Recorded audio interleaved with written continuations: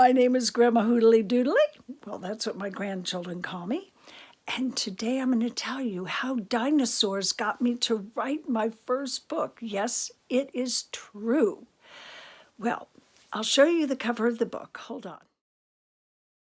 A quick look at the cover, which it shows you Camille's Fakes by me, Mary Jane Overall. That's my real name. I am called Hoodly Doodly, though. And just tell you about this picture. You see on the front a young girl that's painting, and the thing that she is painting is actually a copy of a painting done of my great-great-grandmother. And that was done by George Caleb Bingham, who is a good friend of my great-great-grandfather. But I'll tell you more about that in the book. Oh no, I just realized that I forgot to tell you why dinosaurs made me write this book.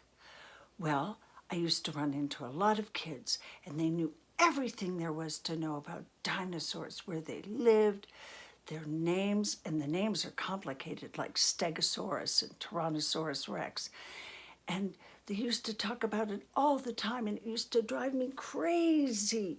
I got tired of hearing about dinosaurs, and then I thought, oh, no, these kids are really smart. They could definitely get what postmodernism is, or abstract expressionism is, and they might really enjoy learning about those things, almost as much as they enjoy learning about dinosaurs. So that's why I wrote this book, and I think you'll find it really interesting. So I'll read it to you now.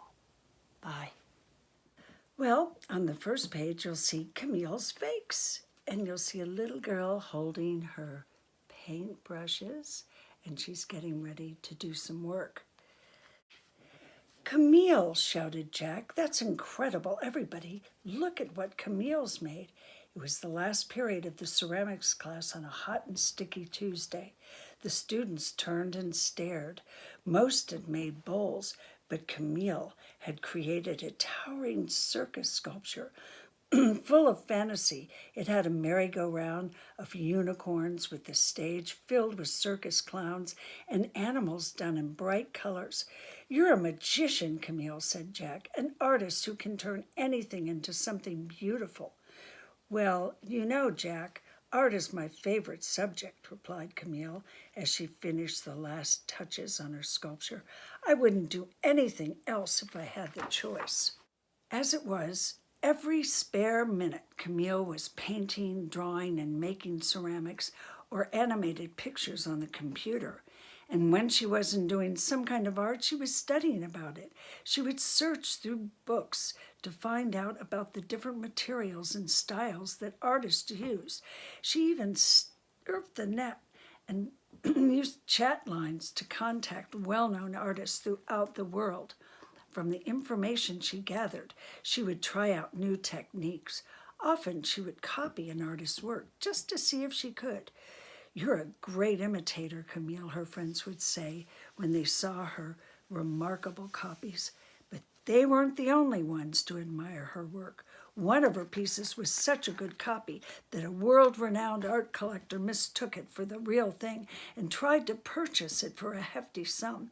This news made the front page of the local paper, and her photograph appeared under the headlines. Is this the new Picasso? The news story brought her attention from far and wide, most of it from well-wishers, but Camille's talent caught the attention of other readers who had very different things on their minds. Two crooks, Ricko and Shorty, were eating breakfast when Ricko came across the story. Hey, look at this, Shorty, said Ricko as he nudged him. Here's a kid who can paint like Picasso. It says here that her copy of one of his paintings was so good that it even fooled a real art collector. Who's Picasso, Ricko? Do we know him? Asked Shorty with a puzzled look. Picasso, you idiot, was one of the world's greatest painters. A genius, said Ricko in disgust. Wow, Ricko, what did he paint? Must have been palaces or something, replied Shorty with an air of contentment. He could paint houses himself. Picasso didn't paint buildings, you ignoramus. He painted pictures, and they sell for millions of dollars. Oh, said Shorty, mystified at the thought of somebody paying millions of dollars for a single picture. If he wanted to paint a picture, he could cut one out of a magazine. That's real interesting, Ricko. Real interesting, you say, Shorty? Real interesting? It's fantastic, and it's given me a great idea of how we can make our millions. Ricko was always coming up with new schemes, and the way his crooked smile crept across his face told Shorty that he was on to something big, but what he didn't know. So he adjusted his beret on his balding head, rubbed the rabbit's foot in his left pocket for good luck, and listened. "We're going to Paris, Shorty," exclaimed Ricko as he pointed at the map on his wall. "France, Ricko. Did you say France?" asked Shorty.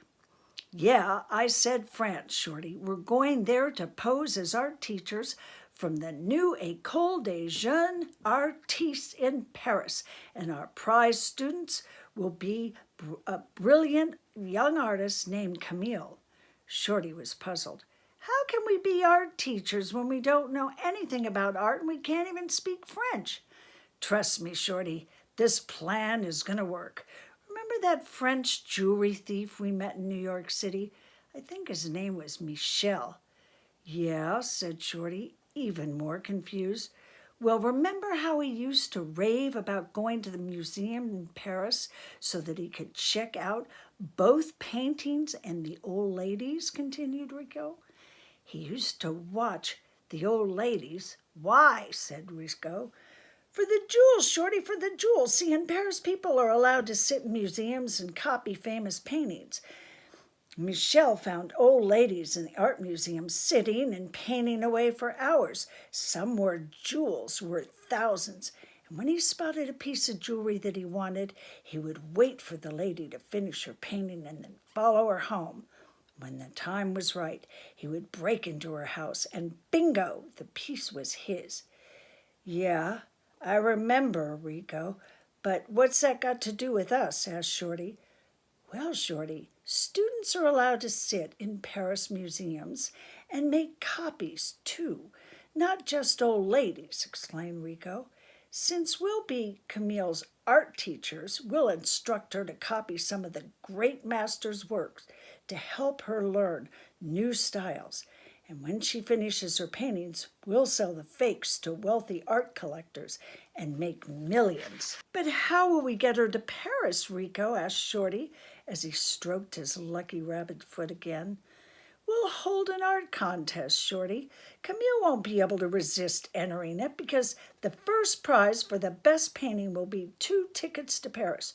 1 ticket will be for the young artist, who will be given a chance to study with the teachers from the École des Jeunes Artistes, and the other one for one parent of the first prize winner. We don't want the artist to feel lonely or uncomfortable. And by the way, Shorty, Michel taught me some basic French. It's easy. This idea is a sure winner." "To Paris, mon ami," shouted Ricko as he raised his coffee cup in a toast. "To Paris, Ricko," said Shorty. The scheme worked like a charm. A month later, the award winner, Camille, boarded the plane for Paris with her mother and the 2 very suave Frenchmen. "This is such a fantastic opportunity for my daughter," said Camille's mother, looking at her daughter with true admiration. "Our pleasure, madame," said Ricko charmingly. "We look forward to seeing what a wonderful art Camille will produce." He nudged his friend Shorty, who let out a faint "wee."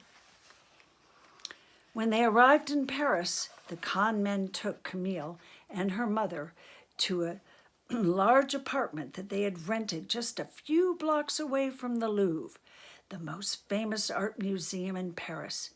Insisting that they quickly unpack their bags, Ricko explained, "At our école, we use the museums and galleries as our classrooms.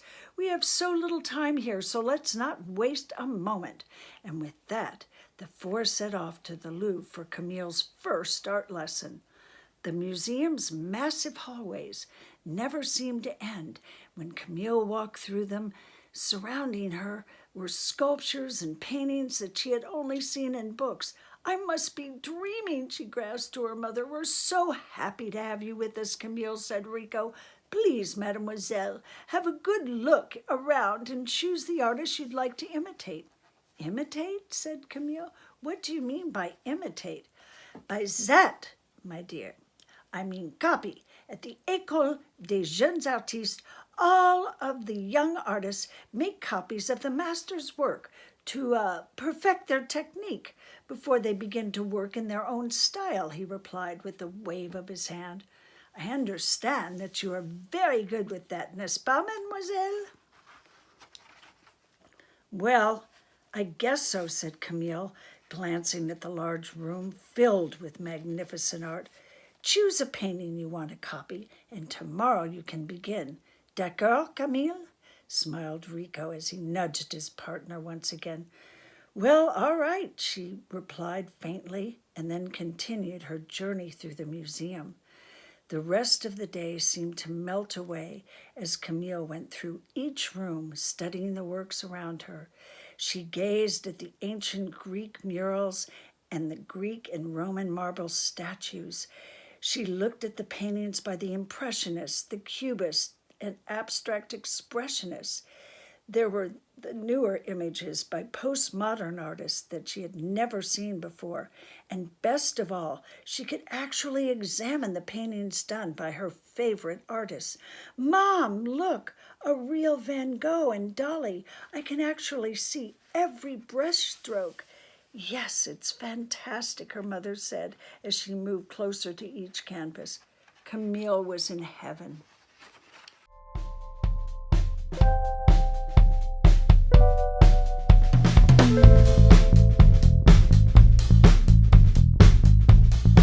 So I'm going to stop reading for a moment and talk to you a little bit about some of the things in the book that I've spoken about with regards to the art. First thing is the Louvre Museum. The Louvre Museum is in Paris, France, and it's one of the most beautiful museums in the world. And it's filled with some magnificent art. And yes, you really are allowed to go into the Louvre Museum and sit there and paint and make copies of paintings. It's a wonderful place. The other place or thing that was mentioned there was Picasso. Picasso was one of the world's greatest artists. He was born in Spain in 1881, but he lived most of his life in France, and he worked in all kinds of art forms, many kinds of art forms, and in many different styles.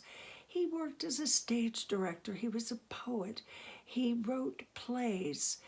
He wrote books. It was amazing what he did. But he also painted and worked in different styles, from realistic styles to impressionistic styles to cubistic styles. He influenced a lot of people in the art world. And today he is well remembered. And yes, his works sell for millions. Well, before I go on reading the story, I want to tell you about two other artists that I mentioned in the story so far. One was Vincent Van Gogh, a wonderful, wonderful artist from the Netherlands or Holland. And he was basically a post-impressionist, which means he tried to, instead of making things very real looking, he tried to make emotions in his paintings. Then the other person that I mentioned was Salvador Dali. He was a very unusual Spaniard painter, and he did, which was called surreal paintings, which means he put things in that weren't quite real. When I was younger, we used to live in Paris, and my mother was out to dinner one night at a restaurant, and she saw Dali, and he was with all of his friends, all of his entourage, and she decided to go up and say hello. And Dali was very strong in saying that we never shake hands, we only touch pinkies. And so my mother and Salvador Dali touch pinkies. I think it's a funny story, and it's true. Okay, so now I'm going to continue finishing reading the book. Finally, Camille decided that her first copy would be a portrait done by George Caleb Bingham. She liked his work because he was an American artist and because she thought that his style would be easy to imitate. How wrong she was. The painting took her 20 hours of hard work and intense concentration, but the results were wonderful. When she showed her teachers the finished product, both shouted, "C'est merveilleux, Camille!" Her mother looked on in amazement. Later that night, behind closed doors, the two swindlers sold the painting for a fortune. "Oui, monsieur," explained Ricko to the buyer. "We just stumbled across it, this incredible find, in a trunk in an old man's basement. It was quite a wonderful painting, I must admit," Ricko said as he pocketed the buyer's money. Next, Camille did a painting in the style of the Mexican artist Frida Kahlo. "Camille, how do you do it?" exclaimed her mother as she admired the finished copy. This fake brought even more money to Ricko, who told the buyer Frida didn't always paint self-portraits. "Finding something like this is very rare. It's a real deal, I reckon." One of Camille's favorite fakes was a painting she did in the style of Lottie Nangala, an Aboriginal artist from Australia. Copying her Lurgi women at the rock hole took a lot of patience, as it wasn't done with a brush, but with a stick which she used to cover the canvas with dots. "I've never seen anything like this before in my life," declared the purchaser, who gave the two swindlers quite a sum for the piece. Ricko and Shorty were ecstatic with the fortune they were making, so ecstatic that late one night, after a few bottles of French wine, they began to boast loudly. "Didn't I tell you this was a foolproof idea, Shorty?" Ricko commented as he took another sip of wine. "You were right, Ricko. Those fakes really fool the collectors, don't they? I can't believe how much they pay for them. I should have become a painter myself." "You and me both, Shorty," replied Ricko, and they both burst out laughing. Camille, who was not asleep yet, listened behind the bedroom door. "Mom, did you hear them?" she whispered. "Those characters have always seemed suspicious to me with their phony accents and their sneaky eyes. They're just con men, using me to paint fakes so that they can sell them to unsuspecting buyers. The nerve they have to trick me. I'm not going to let those guys get away with this anymore. I'm going to pay them back before I turn them in," she vowed, wiping away a small tear. "Oh dear," sighed her mother, and then they huddled together and plotted together to put an end to the crooks' scheme. When morning came, they still hadn't come up with a plan. Camille had to restrain her mother from saying something to the crooks. "Mom, just give me a chance. I want to beat them at their own game." "All right, Camille, I'll go along with this for one more day, but those men must be punished," replied her mother most defiantly.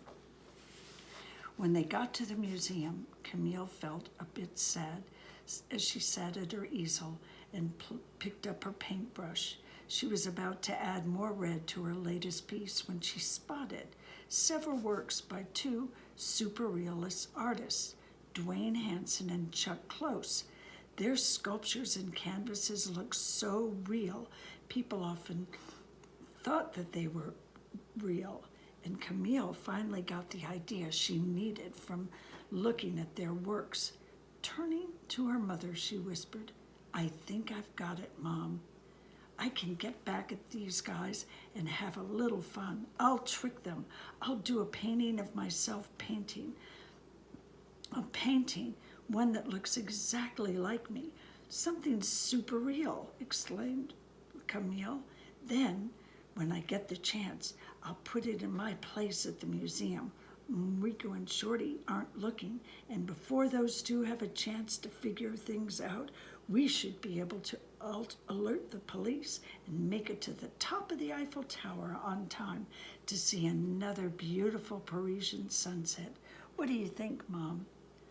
Well, I think it's worth a try, and what a surprise if it works, she grinned.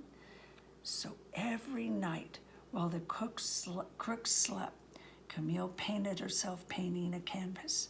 She angled the mirror on the wardrobe so she could see her own back with a paintbrush in her hand in the dressing table mirror.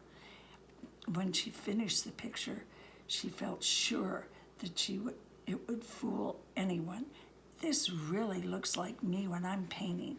It's my best fake yet, Mom, giggled Camille as she wrapped the canvas up with the other paintings she was taking to the museum. Today is the day we will see justice, and the joke will be on the crooks, laughed Camille. At the museum, Camille set up her easel as usual and began to paint. Ricko, Shorty, and her mother stood by watching. At lunchtime, she got her chance. Ricko went to the bathroom, and a tourist who wanted directions to the Pre-Raphaelite room distracted Shorty. What? Asked Shorty, with a confused look on his face.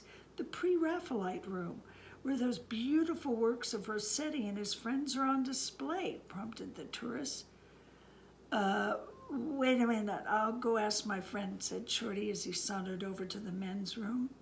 Taking advantage of this opportunity, Camille slipped the painting she made of herself, showing her back as she painted at her easel, onto the easel, and then she and her mother ran out of the museum without looking back, and they hopped into the taxi and went directly to the American embassy, where they told the ambassador about the crooks and their illegal activities. Meanwhile, back at the museum, the painting Camille had made of herself fooled Ricko and Shorty for a long time.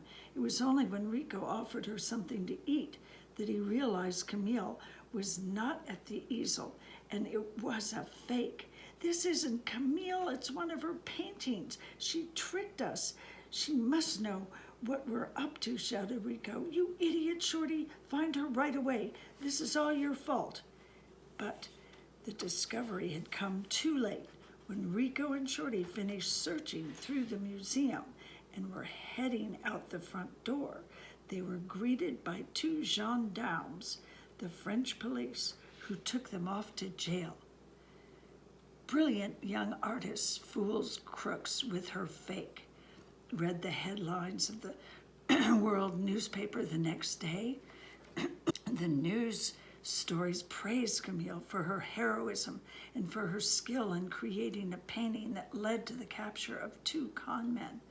Back in the United States, Camille's classmate Jack saw the article in the local newspaper and ran to show it to her father, but he already knew. With a smile on his face, he explained that Camille's mother had phoned him in the middle of the night to tell them how they had tricked the two crooks. The next day, Camille and her mother were headed back to America, where their happy friends and family were waiting to greet them. I really did have a wonderful time in Paris, Mom, said Camille, and I learned a lot, even if it was because of those two phonies. So did I, Camille. Those superrealists have got a lot going for them, don't they? Laughed her mother. But next time we go to Paris, Camille, let's be tourists. Back home, Camille found she missed studying the beautiful art that she had seen in the Louvre, but she was never tempted to make fakes again. Instead, as time went by, she set up a studio and developed her own style, and it wasn't long before she was selling paintings for a good price. One day, a museum director came to her studio, and he looked at her work and said, with much admiration, "It's splendid, unique, so fresh and new. I'd like to purchase something."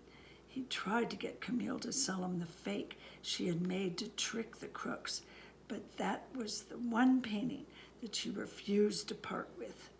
He finally settled for another piece and brought it for $20,000, but it wasn't the money that made Camille happy. A few weeks after the sale, Jack called and told her to go to the museum and to look at her painting. Camille and her mother decided to go together for old time's sake, and as they roamed through the museum searching for Camille's painting, they laughed as they thought about the times they had spent in the Louvre with the two French teachers. When they finally found Camille's painting, they had another laugh because there it was, hanging on the wall right next to paintings by the famous artists whose works they now knew so well.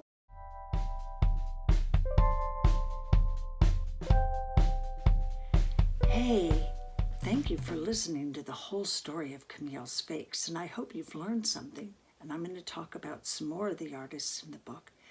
But I had this idea. I thought it would be really fun if you made your own copy of an artist whose work you like, or even better, if you made your own artwork in your own style. It could be a painting or a drawing or a sculpture, and then take a picture and send it to me. And the first 5 people who send me the copy of their work or the picture of their work, I will send a signed copy of Camille's Fakes. Yes, and I'd like you to put your name and a little bit about the piece that you send me for the picture. And I think that would be really fun. Anyway, on with more descriptions of some of the artists that are in the book. Bye for now.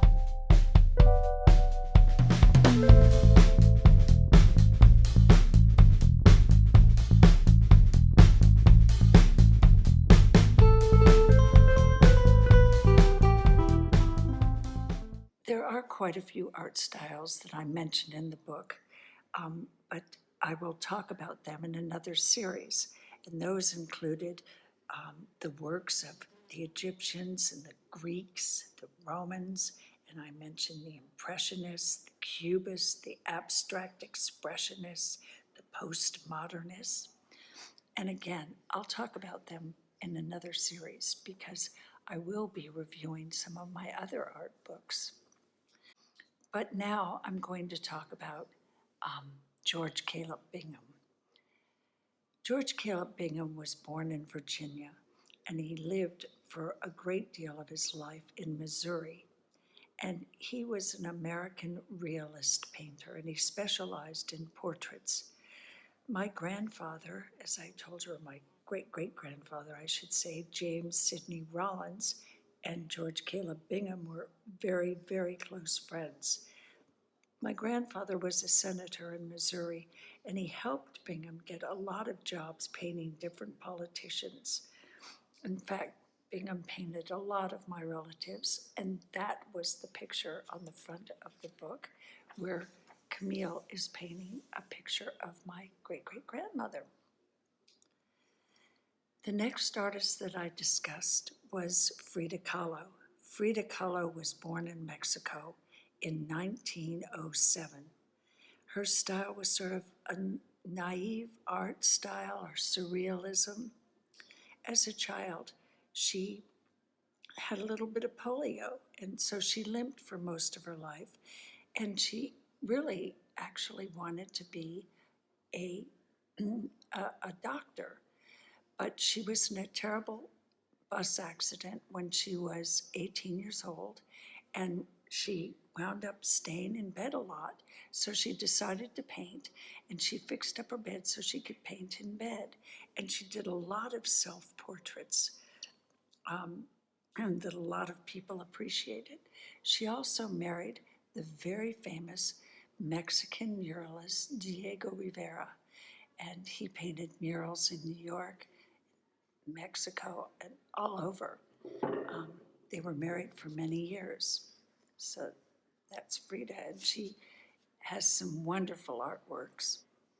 The next art style I discussed was the Aboriginal art, Lottie Nangala's art piece. It was done in the Pupunya art style, which is the dotted art style. And this all happened because a school teacher in the Central Desert started to teach the young kids how to paint at the school. And the elders decided they wanted to learn how to paint too.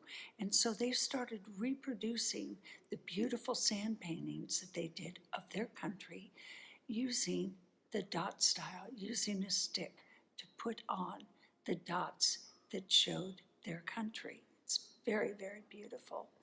The Aborigines also do bark paintings. Well, they do a lot of different kinds of art, actually, but those are the two painting styles that they do. The next style of art that I discussed a bit was the artwork of Chuck Close and Duane Hanson.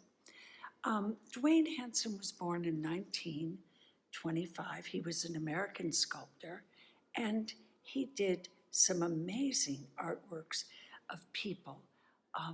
They're life-size, and they're made out of resin, and they're just absolutely amazing to look at. They're very realistic.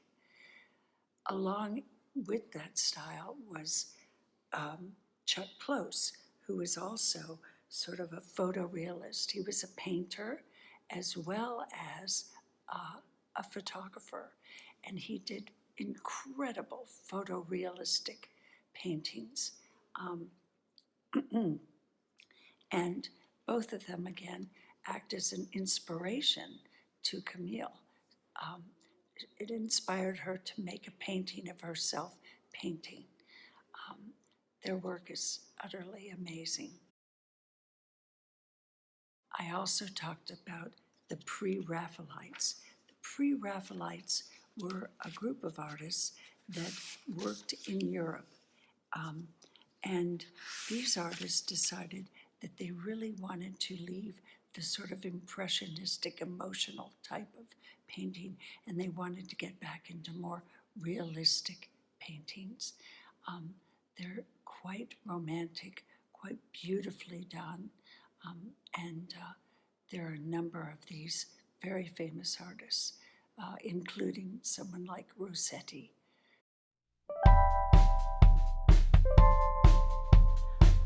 Well, that just about covers all of the artists and art styles that were mentioned in the book. And now you know some new words like post-impressionism or superrealism. Yeah, and I will be coming out with some other videos on other forms of art, so stay tuned in the future. But most importantly, I want to remind you to take a picture of your own fake, or even better, your own artwork, and send it to me at maryjaneoverall@gmail.com. And the first 5 people that send me their work, or a picture of their work, I will send them a signed copy of Camille's Fakes. And so now, you better get going. Get me that work done. Check it out, and I'll see you next time. Bye.